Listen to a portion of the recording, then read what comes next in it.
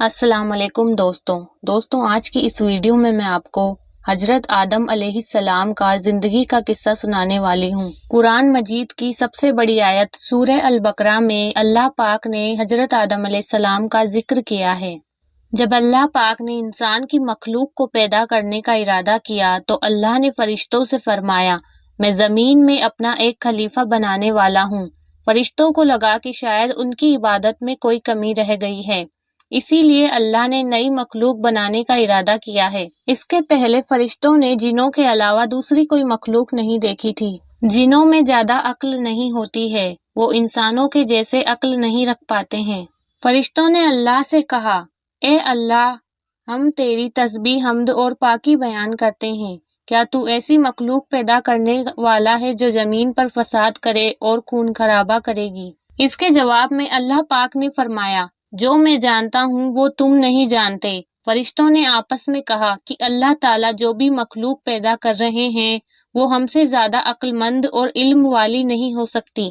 پھر اللہ نے حضرت آدم علیہ السلام کو علم سے نوازا اور انہیں کچھ چیزوں کے نام سکھا دیے۔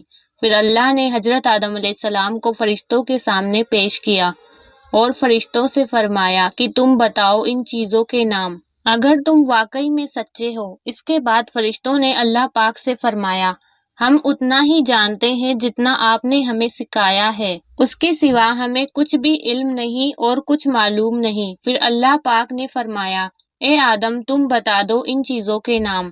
پھر جب آدم نے ان چیزوں کے نام بتائے تو اللہ پاک نے فرشتوں سے فرمایا کہ جیسا کہ میں نے تم سے کہا کہ میں آسمانوں اور زمین کی پوشیدہ چیزوں کو جانتا ہوں۔ پھر اللہ نے فرشتوں سے فرمایا کہ تم آدم کو سجدہ کرو۔ اللہ پاک کا حکم سنتے ہی سبھی فرشتے سجدے میں گر پڑے، مگر شیطان نے سجدہ نہیں کیا۔ اللہ نے فرمایا کہ اے ابلیس، تجھے کیا ہوا؟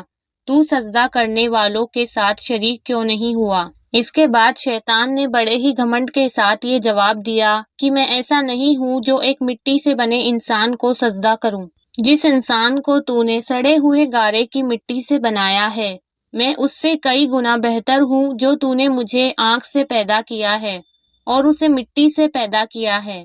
شیطان کی یہ بات سن کر اللہ پاک ناراض ہوئے اور اسے فرمایا کہ تو فوراً یہاں سے نکل جا اور تجھ پر قیامت کے دن تک لعنت برسے گی۔ شیطان نے کہا، قیامت تک مہلت دیں؟ اللہ نے فرمایا کہ تجھ کو مہلت ہے۔ اس کے بعد شیطان نے اللہ سے کہا کہ تو نے مجھے گمراہ کیا ہے، میں قسم کھاتا ہوں کہ میں انسانوں کو سیدھی راہ پر چلنے سے گمراہ کروں گا۔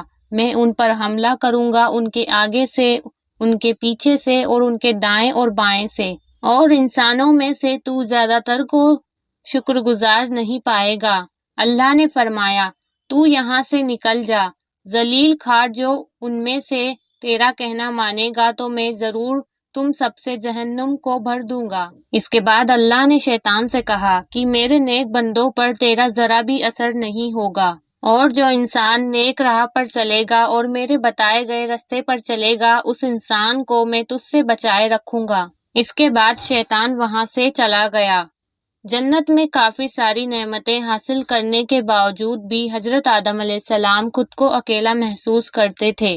اس کے بعد اللہ پاک نے حضرت آدم علیہ السلام کو سکون دینے کے لیے حضرت حوا علیہ السلام کو پیدا کیا۔ اللہ پاک نے حضرت حوا علیہ السلام کو حضرت آدم علیہ السلام کی بائیں فصلی سے پیدا کیا، اور پھر اللہ پاک نے حضرت حوا علیہ السلام اور حضرت آدم علیہ السلام کا جنت میں ہی نکاح کروا دیا، اور اس کے بعد اللہ نے فرمایا، اے آدم، تم اور تمہاری بیوی جنت میں رہو، جہاں تمہارا دل کرے وہیں تم جاؤ اور کھاؤ، لیکن اس درخت کے پاس مت جانا ورنہ تم ظالموں میں سے ہو جاؤ گے۔ پھر شیطان نے ان دونوں کے دل میں وسوسے ڈالا اور کہنے لگا کہ تمہارے رب نے تم دونوں کو اس درخت کے پاس جانے کے لیے اس لیے منع کیا ہے کہ تم فرشتے نہ بن جاؤ اور یا ہمیشہ زندہ رہنے والوں میں نہ رہو۔ شیطان نے حضرت آدم علیہ السلام کو قسم کھا کر یہ یقین دلایا کہ وہ ان کے خیر والوں میں سے ہے۔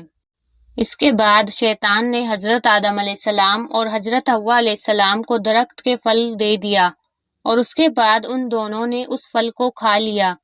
تو ان کے سطر کی چیزیں کھل گئیں اور وہ درختوں کے پتوں کو توڑ کر اپنے تن پر لپیٹنے لگے اور اپنے سطر کو چھپانے لگے۔ پھر اللہ نے ان کو پکارا اور فرمایا کہ میں نے تم دونوں کو ہی اس درخت کے پاس جانے سے منع کیا تھا، اور میں نے تم سے کہا تھا کہ شیطان تمہارا کھلا دشمن ہے، تم اس سے دور رہو اور بچ کر رہو۔ اس کے بعد حضرت آدم علیہ السلام اور حضرت حوا علیہ السلام گھبرا گئے اور اللہ پاک سے کہنے لگے، اے ہمارے رب، ہم نے اپنے اوپر ظلم کیا ہے، اور اگر آپ ہمیں نہ بخشے اور ہم پر رحم نہ کھائیں تو ہم تو برباد ہونا طے ہے۔ اگر آپ ہمیں نہ بخشیں گے تو ہم تباہ ہو جائیں گے۔ اس کے بعد اللہ پاک نے ان لوگوں کو حکم دیا کہ تم جنت سے نکل جاؤ اور زمین پر اتر جاؤ، اب زمین ہی تمہارے لیے رہنے کی بہتر جگہ ہے، اب تم دونوں کو وہیں زندگی گزارنی ہے اور وہیں پر مرنا ہے اور وہیں سے پیدا ہونا ہے۔ دنیا میں آنے کے بعد حضرت آدم علیہ السلام نے اللہ سے 40 سال تک معافی مانگی۔ 40 سال تک لگاتار معافی مانگتے رہنے کی وجہ سے اللہ پاک نے حضرت آدم علیہ السلام کو معاف کر دیا اور فرمانے لگے کہ اب سے تم اور تمہاری اولاد اس دنیا میں رہو، اور یہ بات یاد رکھو، جب بھی میری طرف سے کوئی نبی تمہارے لیے ہدایت کے لیے بھیجا جائے تو تم اسے ماننا، اور جو لوگ میرے بھیجے گئے نبیوں اور پیغمبر کی نافرمانی کریں گے ان لوگوں کو دوزخ میں بھیج دیا جائے گا اور پھر ہمیشہ دوزخ میں ہی رہیں گے۔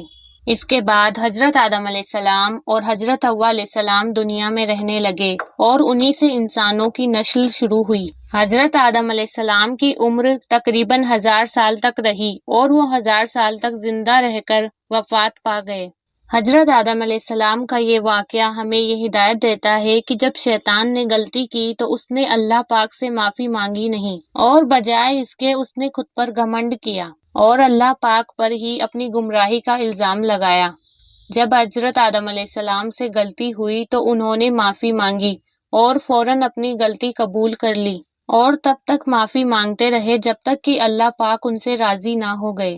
حضرت آدم علیہ السلام کی یہ سنت ہے کہ جب انسان سے غلطی ہو جائے تو وہ اللہ پاک سے اپنے گناہوں کی معافی مانگ لے اور اپنے گناہوں کی توبہ کرے اور اپنے رب کو راضی کر لے۔ بے شک اللہ پاک بہت ہی معاف کرنے والا اور بڑا ہی مہربان ہے۔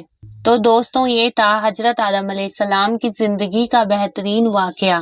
دنیا کے پہلے انسان حضرت آدم علیہ السلام نے یہ ثابت کر دیا کہ انسان سے گناہ ہو سکتا ہے، مگر اس کے بعد وہ اگر گناہ کو قبول کرے اور اللہ پاک سے فوراً توبہ کرے تو بے شک اللہ پاک اسے ضرور معاف کرتے ہیں۔